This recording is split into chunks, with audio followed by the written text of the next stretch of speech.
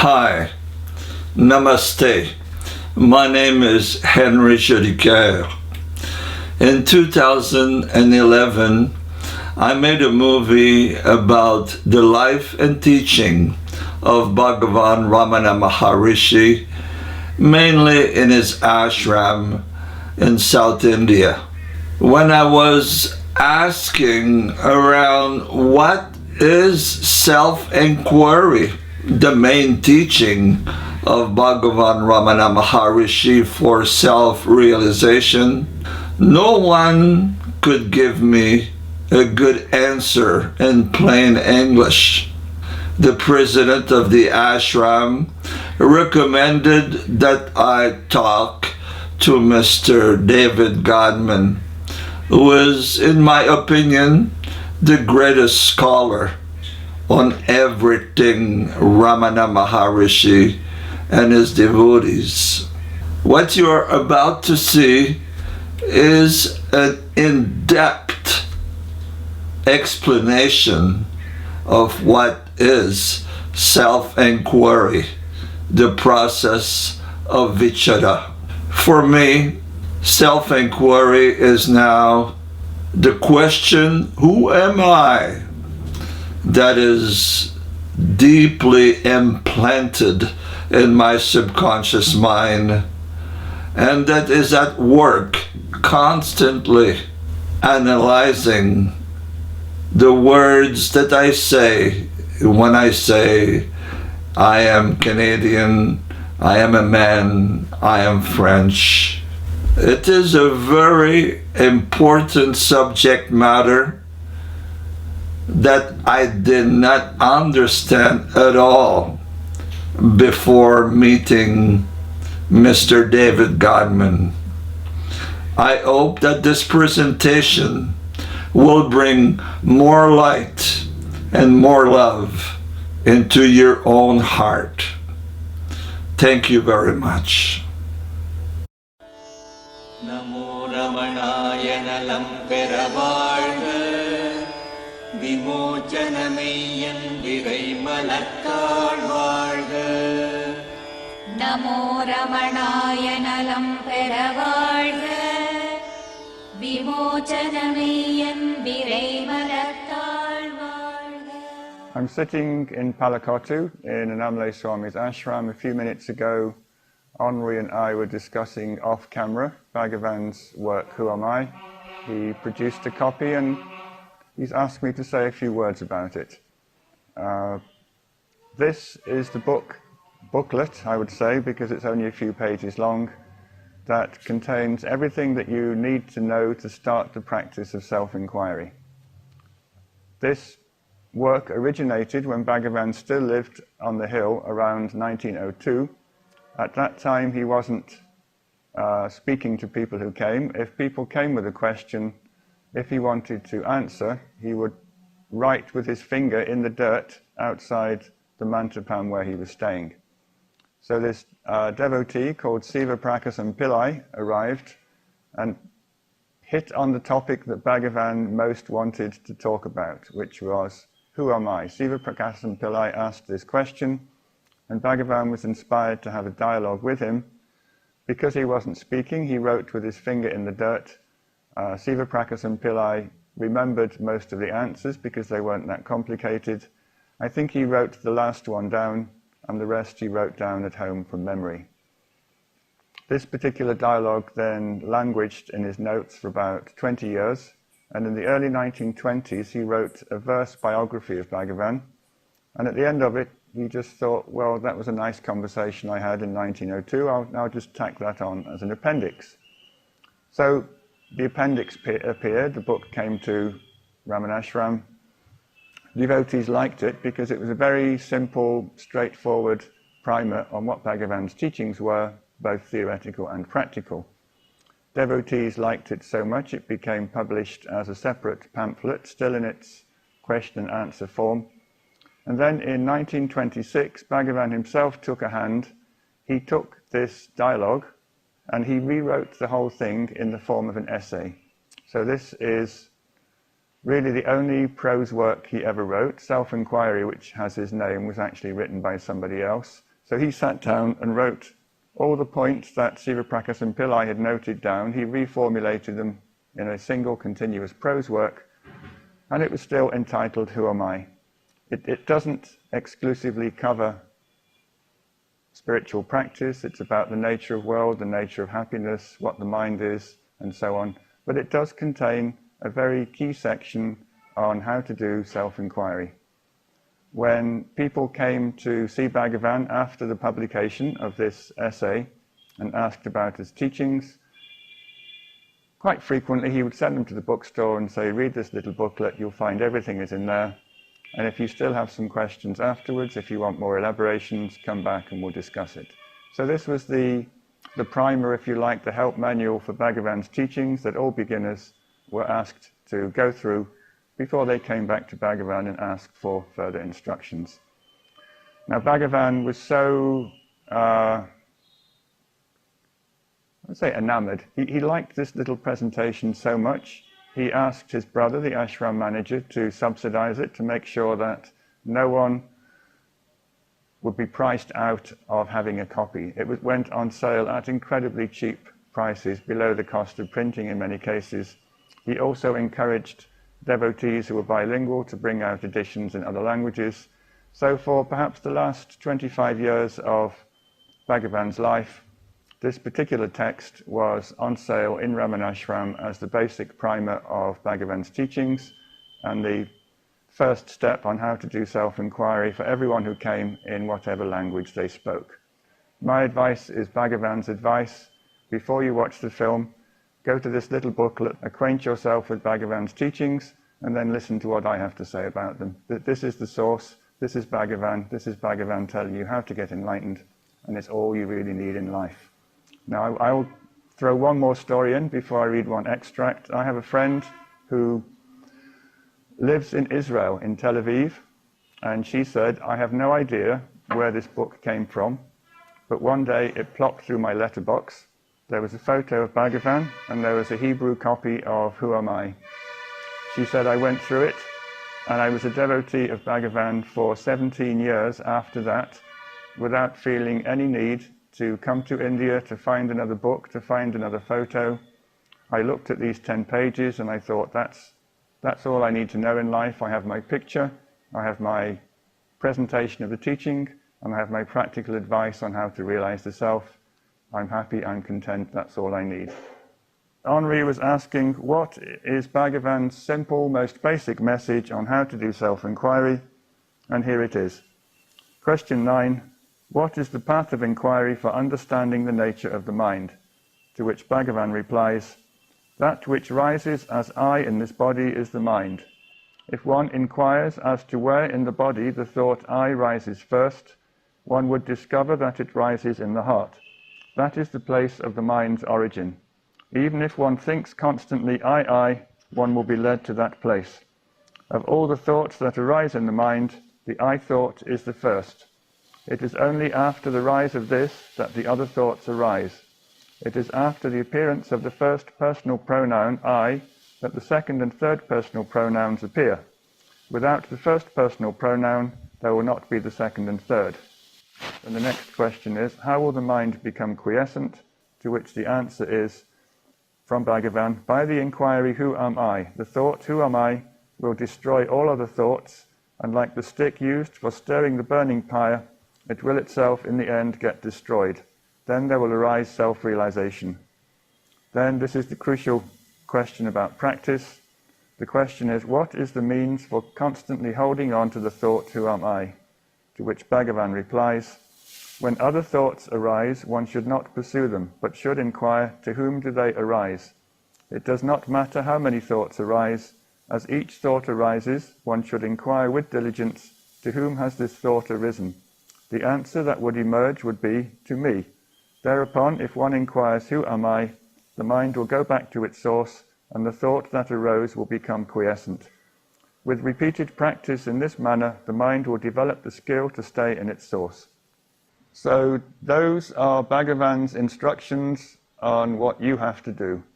Now that's not the end of the story. This is a two-way transaction. What Bhagavan is saying is if you can make your I go back to its source and abide there, then you invoke the power of the Guru, the power of the self, and ultimately it's this power which is going to suck your quiescent I thought into its source and destroy it.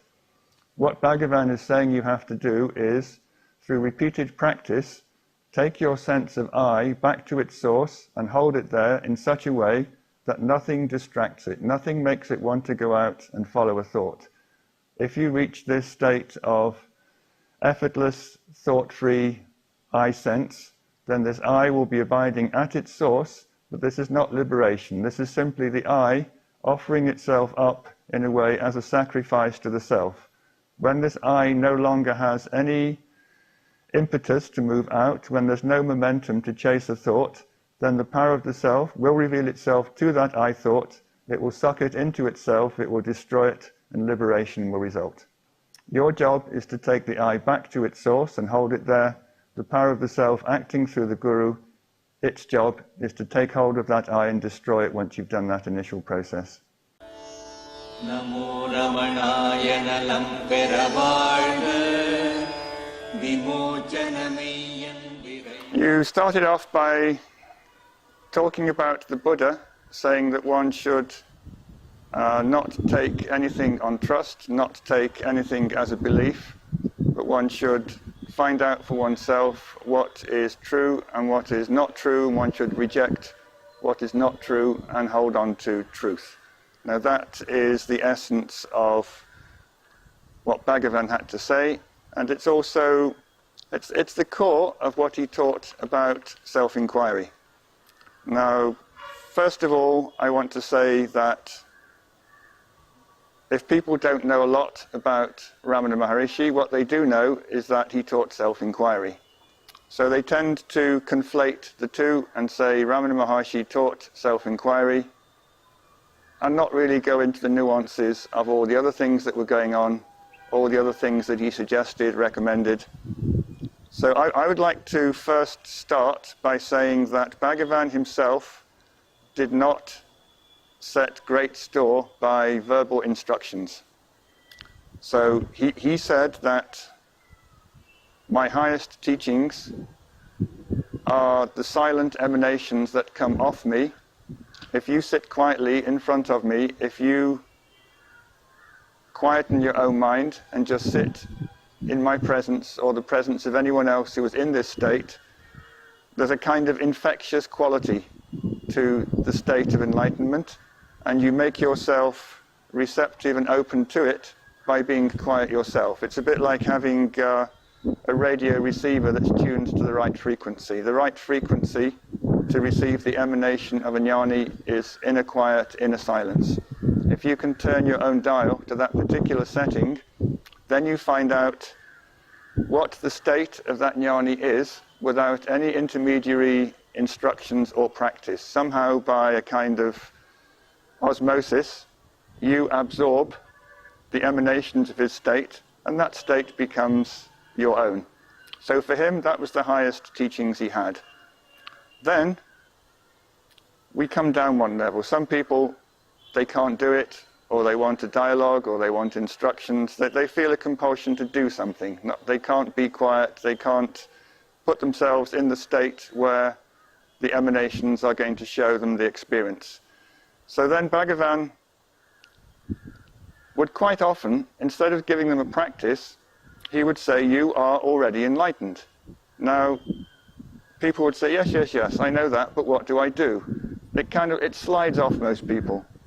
But if you go through all the recordings of what Bhagavan had to say that have been recorded, you won't find that instructions on inquiry or anything else are the single largest topic.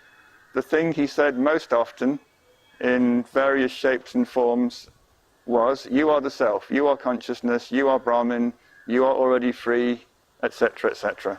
So although sitting in the presence of a jnani and being quiet was what Bhagavan considered to be being open to his highest teachings, he himself knew that most people couldn't be on that wavelength. Most people didn't have the maturity, the receptivity to take advantage of that.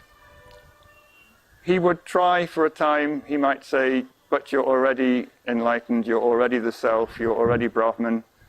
But I think he knew that most people were not going to take delivery of that statement in a place where it became their experience. When a guru tells you the truth about yourself, it's a piece of information. It doesn't resonate with you, it doesn't stimulate that experience in yourself, except in very rare cases. So then, the next level down is practicalities.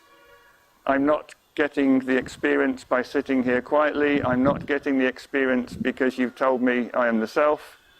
I want to do something to realize the self. What should I do? So now we're at the level of concrete, practical advice. So the first thing to appreciate about Bhagavan is that he was absolutely non-prescriptive. Ramanashram was never a kind of spiritual boot camp where you came in, you had 5 o'clock meditation session, someone told you how to sit, where to sit, what to practice.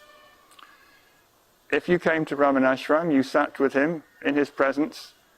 If you wanted to speak, you could speak. If you wanted to just sit and be quiet, you sat and be quiet.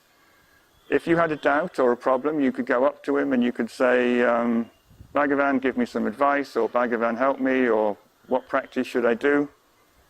And even with promptings like this, Bhagavan would not directly say, do self-inquiry. He might say, well, what are you doing now? And you might say, oh, I'm repeating Krishna's name, or I'm worshipping this particular image.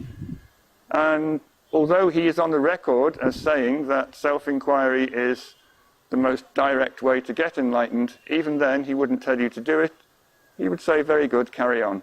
If you had a practice that you were happy with, if you were content continuing with it, then he would say, very good, carry on. But if you came to him and said, for example, what's the quickest way to get enlightened?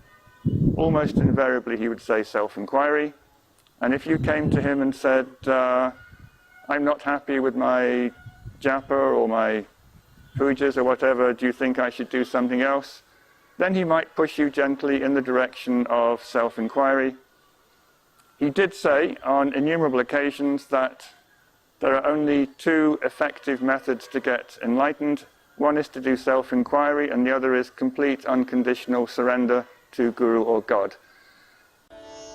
Namo Ramanaya Nalam Peravarga Vimochanamiyan. So if people chose the path of self-inquiry, which a lot of them did, and they came to him for advice, then we get to this point: what is self-inquiry? How is it done? How does it work? Why doesn't it work sometimes? And what makes a successful practice?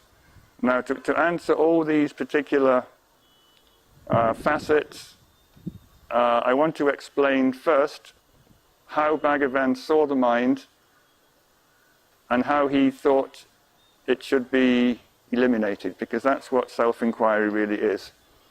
He said that all of your thoughts, all of your perceptions, all of your memories, all of your ideas, they're all an outgrowth or a predicate on one primal thought, which he called the I thought. This I is the equivalent of a string in a necklace. It's the thread that runs through every single idea, thought, perception that you have. And he said this I is the subject. It's yourself. Everything that the I thinks or perceives is an object. So I see a tree. I is the subject. The tree is an object. I feel angry. I is the subject. The emotion, anger, is the object. He said that your attention is continually on the objects that you, the subject, I, are seeing, feeling, and perceiving. And he said because your attention is always on objects rather than subjects, you never become aware of the true nature of what this subject is. And very interestingly, he said this subject I that you never look at is in fact a fiction. It's a false association It arises from an idea that I am a person, I have a mind, I live inside a particular body, I do things, I remember things. He said that idea is absolutely wrong, and he said it's what causes you suffering, it's what makes you have wrong ideas about yourself, about the world. And he said every single wrong idea you have about yourself, about the world, about God, stems from this idea that you are a person inhabiting a body and having a mind. And he said this sense of personal identity, which he called the I thought, needs to be challenged, and it needs to be challenged repeatedly, regularly, on a moment-to-moment basis. So he said, because your attention is always on things that are not the I, the objects of your attention, the objects that you remember, believe, perceive, you never look at yourself to see what it is that is thinking your thoughts and perceiving your perceptions. He said that's where your focus needs to be. You're not looking at things that you want to study, things that you want to know. You're actually looking at the entity within you which thinks your thoughts and which perceives your perceptions. He said, what is this thing inside you that is aware of your thoughts? What is this thing inside you that claims it's perceiving objects outside of yourself? He said it's not something that ever comes under scrutiny, because we're all obsessed with a continuous flow of objects, remembered objects, perceived objects, the thought objects. He said what we need to do to find out the nature of this sense of individual identity is to be continuously aware of this one inner entity, this one inner thing that associates and identifies with all the things that it thinks and perceives. He called it the I thought, but I prefer, I is a bit of a loaded word, because if you tell people to start looking for their I or start focusing on their I, then they create another object. They think, oh, my I is up here or it's down here, and then they start focusing on an idea called the I. What I would suggest to people they do is look at themselves and be continuously aware. What is it inside yourself that thinks your thoughts when you have a thought? What is it inside yourself that perceives a perception when you see something? That is your I. That is your sense of individual identity. Now, this isn't simply a question of looking at something and understanding what it is, because what Bhagavan says is this thing that correlates, organizes all your thoughts, all your perceptions, isn't actually a real entity. It continues to apparently be there because it's never looked at properly. He said if you can hold on to this sense of I, this thing that thinks your thoughts, and not be distracted by any passing thought objects, this I will very, very slowly start to subside. And he said, if you can keep attention on this inner feeling, this thing that thinks my thoughts, without allowing it to escape and think any more thoughts, he says it will go back to its source, and ultimately it will disappear, and that disappearance will reveal to you who you really are. So what he's saying in effect is that there is a false entity, something that has taken control of your life, which you call I, myself, my mind, which organizes and correlates all the perceptions, the feelings, the emotions, the thoughts, the beliefs. If you can cut that I off from all those things, hold on incessantly onto this inner awareness, the I that has these perceptions, that I starts to sink and finally it will disappear. The analogy I like the best is, Bhagavan said in one of his dialogues, he said, imagine it's the shirt of a man and his dog picks up the scent of that shirt. The dog can put its nose on the ground and follow that scent back to the original owner of that shirt. So this really is what the I thought is all about. The I thought is, it's not the real self, it's not who you really are, but by absolutely focusing intently on that thing which in you, which has all these thoughts, you've picked up its scent and you're following it back to its source. And if you keep your metaphorical nose to this I thought and follow it back to its source, it goes back to the self, it goes back to the heart, and it disappears. This is the other analogy which Bhagavan used to use a lot. He said in a big wedding feast, there are two parties. There are the bride's party and the bridegroom's party, and it's quite possible for somebody to be there, pretend to be an important person, and one person will think he's with the bride's party, the other person will think he's with the bridegroom's party, and he can get away with causing trouble so long as nobody takes the trouble to pin him down and say, who exactly are you? Which party do you belong to? So he's saying that the I, it's not the self and it's not the mind. It's something in between which just causes you endless trouble because you never take the trouble to check up on it, see what it is and see where it comes from. He said if you isolate it, watch it, hold on to it and not let it be distracted by anything whatsoever, it can't exist any longer. This is a key to understanding why self-inquiry works and why Bhagavan recommended it. He said that the I can only exist in association with and identified with objects. It cannot exist by itself. There's no such thing as an I thought which isn't holding on to an idea or a perception or a thought or a belief. So he says if you sever all of those unwanted accretions from this sense of I that you have, that sense of I cannot subsist independently. It has to go back to its source and disappear. The holding on to that subjective sense of I, the rejecting of all possible distractions from it, the immersion in that subjective feeling of I as it goes back to its source and disappears, that's inquiry. Namo Ramanaya Nalam Peravalga Vimochanameyam Viraiva. So what I have just explained is a little bit abstract, possibly for most people. And I think, again, people will want to know, yes, but when I sit down and close my eyes and cross my legs, what do I do? This came up. People would come to Bhagavan and they would ask a question and he would say, who's asking that question? So it wasn't an evasive reply. He said the answer to most spiritual, most philosophical questions is a knowledge and an understanding of the I which is asking the question. So instead of giving an answer which would satisfy an I which he didn't believe was real or true or had any importance, he would tell people who is asking that question, find out the I who has asked me that particular question. I'm not going to give you an answer. If you want to find the answer, you have to get the experience of having that I disappear and see what remains. That's the answer to your question.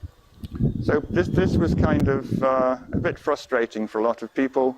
They would come with all kinds of fancy philosophical theories, ideas. They'd try and argue with him. And he'd just keep coming back again and again. Who or what is this I which is asking me this question? You're talking about the content of the mind. I'm talking about the origin of the mind. I'm talking about that which causes the mind to have thoughts, to think thoughts. Go back to the thinker of the thoughts, find out where it arises from, and you'll get an answer to the question. He would say that when a thought arises in your mind, ask yourself, to whom does this thought occur?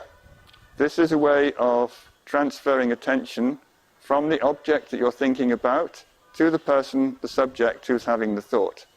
So you have the thought, you have the perception, you say, who has this thought, who has this perception? I do. So then you're already a little bit aware of the I which is having the thought. And then Bhagavan said, ask yourself, who am I? Who is this I who just had this thought, just had this perception? And he said, that's really all there is to it. He said, whenever your mind is distracted by objects that you're thinking about, take your attention back to the subject who had the thought and either try to see where it comes from or aggressively question it. Inquire into its nature, inquire into its origin by focusing intently on this sense of I and asking, who am I, and see where that leads you.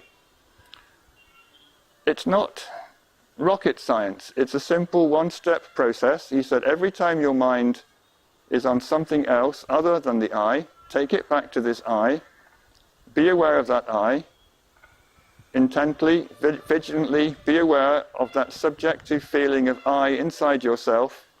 If you get distracted, just gently reject the distraction, go back to the sense of I, hold on to it, grip it tightly, and if you hold on strongly enough and don't get distracted, it subsides and disappears. He said that's all there is to it, but you have to be vigilant, you have to be attentive, and for most people it's hard work and it goes on for a long time. Namo Ramanaya Nalam Peravalga Vimochanameyyan Viraima.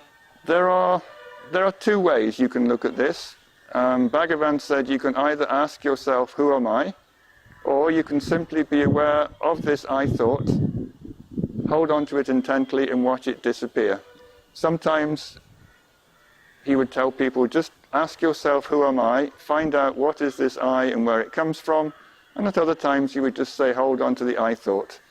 If you check through all the literature, I would guess, well, I know actually because I have checked, I would say that ask him giving advice saying, ask yourself, who am I? Those replies slightly exceed the number of times he said, hold on to the I thought. But I think the reason that this happens is that most of the people who are asking him are people who've never done inquiry before. They're coming to him asking for advice on a new technique. So I think he would start them off by getting them to transfer attention by saying, who am I, who am I? But I think most people who do this practice, once they've started it, taken it up as a regular routine, they find this whole business of saying, to whom does this thought occur, to me, who am I, as a kind of little bit of circumlocution, a bit of a distraction, and they just spontaneously, very quickly, they move attention off the object which is distracting them and back to the subject which is the perceiver or thinker of the distraction. There is one aspect of this which personally I think is important, although I would say that attention to the I ultimately is the goal that everyone should aim for, and that if you're really quiet, really peaceful, disturbing yourself to ask who am I lots and lots of times may not be the best advice. I would say that the fact that Bhagavan has told you to ask yourself who am I, quite clearly not only in the seminal text who am I, but in many of his answers, means that you should, or if you follow his advice with faith, with conviction, then you've got the wind behind you. You've got Bhagavan's power, Bhagavan's grace, helping you to find the source of this I. He's told you to do this. If you follow his advice to the letter, with absolute faith and conviction that he knows what he's talking about, that he knows what's best for you, and if I follow this particular piece of advice to the letter, I will get results, then that's going to work for you as well. It's a matter of having this conviction. My guru has told me this via a book or in person. I will follow these instructions to the letter, and by doing so I invoke his grace because I'm following exactly what he asked me to do. That's one attitude. Also, I would say equally valid is him saying, intently hold on to this I thought. Be aware of it at all times. Don't allow your mind to stray anywhere else. Keep it completely absorbed in the sense of I.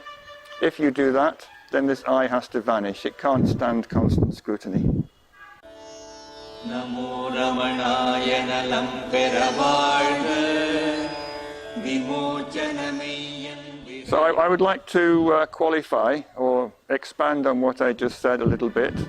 Although Bhagavan said that you should, in every possible moment, be aware of what the mind is being distracted by and take it back to its source thought I, at no time did he suggest that doing self-inquiry was a traditional sitting meditation practice that you did at fixed hours.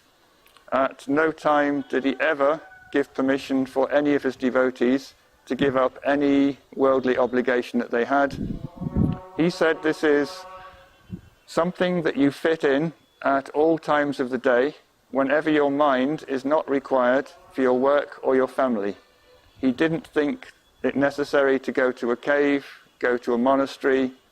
He said if you go to a remote place, you can't leave your mind behind, you have to take your mind with you. He said what needs to be given up is not your circumstances, but your mind and the idea that I am a particular person in particular circumstances. He said that is your obstacle, and moving your body from one place to another isn't going to solve that problem. So many people came who had very active family lives, they had to support their family, and in all of these cases, he would just say, whatever spare time you have, put your mind on this sense of I. Watch it, be aware of it, see where it comes from, see how it manifests. And he said that if you don't waste all the spare moments of your day, if you're walking around the house, if you're going to work, if you're eating your food, you're not constantly being bugged by your children or your boss. In every person's life, there's several hours a day when it's you time. It might not be you in front of the TV, but no one is demanding your intellect or your attention or your time for anything. You are free with the contents of your mind for hours and hours of every day, no matter how busy you are. He said, in those moments, be aware of the I, be aware of how it attaches itself to thoughts, how it goes out.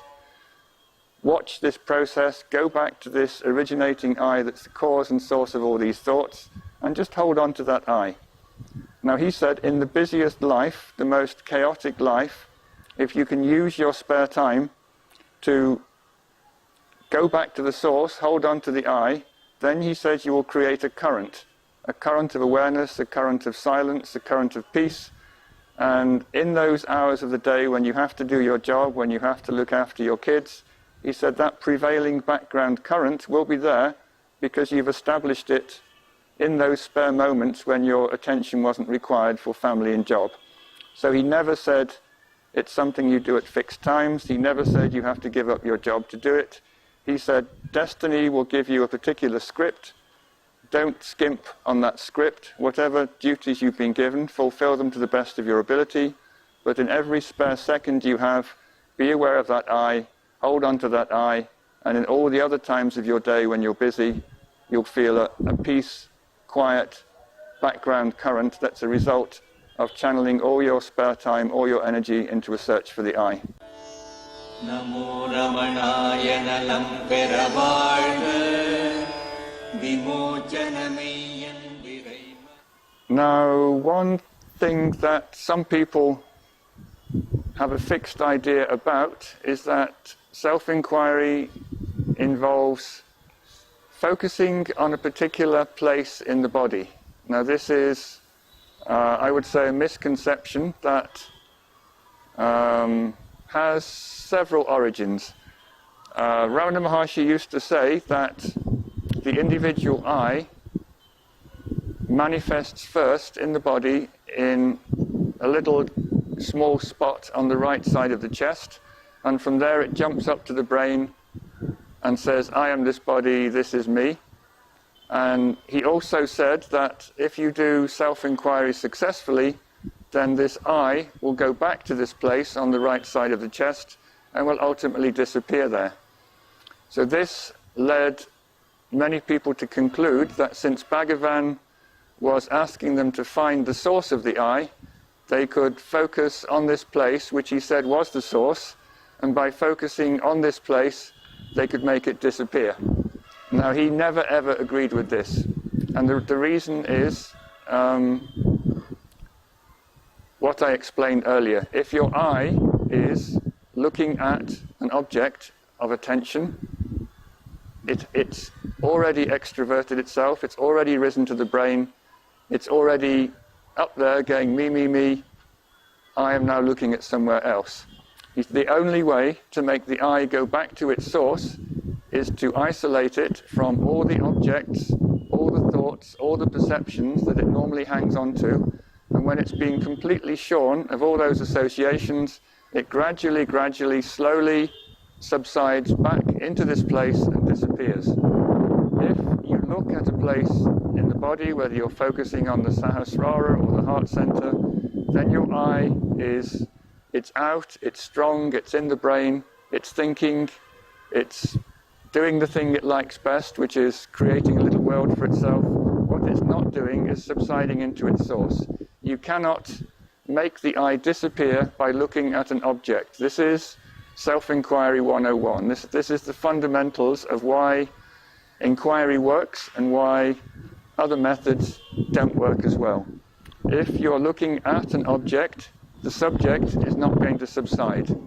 Once you get that piece of Ramana's teachings fully established in your consciousness, then you can't go wrong. I will only subside when it's not looking at anything, thinking of anything. It will only disappear when it's completely shorn of every possible thought and perception. Then and only then will it go back to its source. Now Ramana, in Who Am I, he said there are two methods. There's what he called meditation and there's self-inquiry. He said meditation is when the I looks at something, focuses on something, concentrates on something. So that would be saying your mantra, worshipping an image, anything that involves extroverting attention or putting attention on an idea, a word. Whereas he said self-inquiry is focused attention not on an object, but the subject who sees and perceives the object. So it said these are two entirely different paths. Meditation looks at or thinks of things. Inquiry is simply subjectively aware of the I who does all the thinking. So this is still a somewhat contentious subject amongst people who are practicing inquiry or some form of it. One story I really like is that Annamalai Swami, one of Bhagavan's devotees, he used to do this practice, and he told Bhagavan about it, and Bhagavan said, no, that's not the way to do it. And Annamalai Swami gave a really lovely analogy. He said that just as electricity comes into your house at a particular point where your meter is normally in your fuse box, and that from that place it spreads out to all your lights and sockets inside the house, there is a place in your body where the I thought appears before it spreads out and says, this is my body, this is my mind. That place is the heart center. He says, just as you don't experience electricity by staring at the meter box in your house, he said in the same way, you don't experience the self by staring at the place in the body where the I thought originates and rises to the brain. So I can tell stories like this all day, and people will still say, but I've done that. I have visions, I get very peaceful, I get very blissful, I've concentrated on the heart center, it's working for me, my mind is very quiet. My response to that is, you're having an experience. The correct answer to the question, who am I, is not bliss, it's not an experience, it's the extinction of the experiencer. If you're still having an experience of bliss, if you're seeing light or visions or faces inside your spiritual heart, then you've projected your mind into a particular state. You're experiencing something very peaceful, very wonderful. What you're not doing is making your individual I disappear. You're utilizing your I to have a blissful experience and then validating a completely wrong approach to self-inquiry. Self-inquiry does not result in blissful experiences. Self-inquiry results in the disappearance of the experiencer.